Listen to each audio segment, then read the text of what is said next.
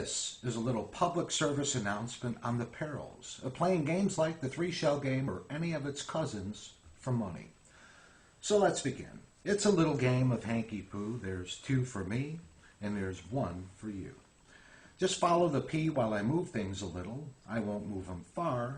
See, it's still in the middle. Now this really is a simple game, but it could drive a man insane. The P starts in the middle, and it ends in the middle.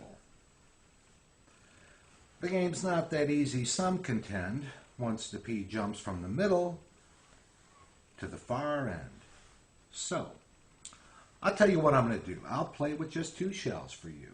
Now, if I don't move them at all, could you double your wealth or would you wind up broke and despondent? Decide for yourself. I'll tell you what, if you give it one more crack, I'll leave one arm behind my back. And I'll move real slow. Concentrate now. Just follow the P and don't get distracted listening to me. There you are. Now, if you're just guessing, you could lose over here. If you think seeing is believing, you're going to lose right there. Only 1 in a million will stay on track and bet the P is in the hand behind my back. That's the 3-shell game and 5 pretty darn good reasons why you don't want to play me for money. But if you see the game on the street, you have a whole different set of problems.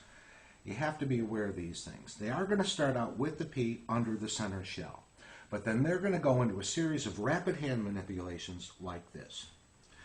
That one there is called the counterclockwise maneuver.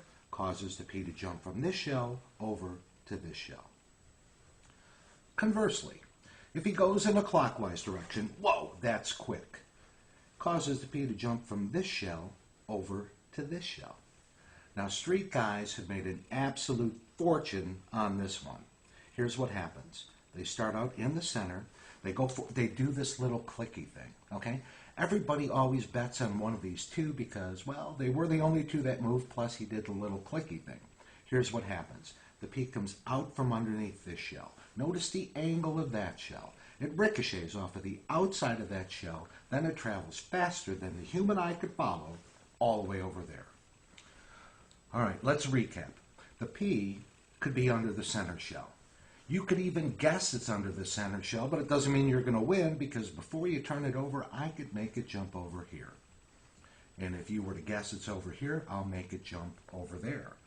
So your problem in a nutshell with the 3 shells, it's just never going to be under the one that you pick.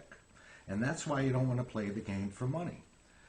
This concludes my public service announcement and part of my debt to society.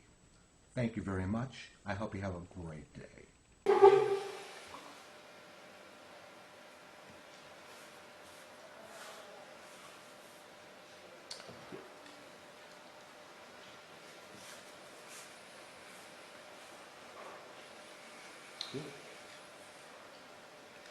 Okay.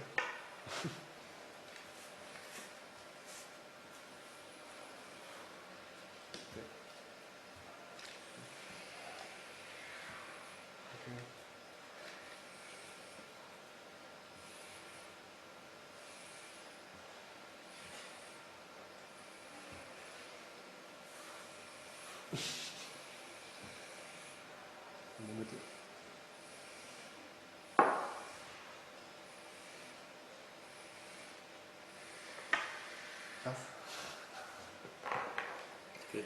Okay.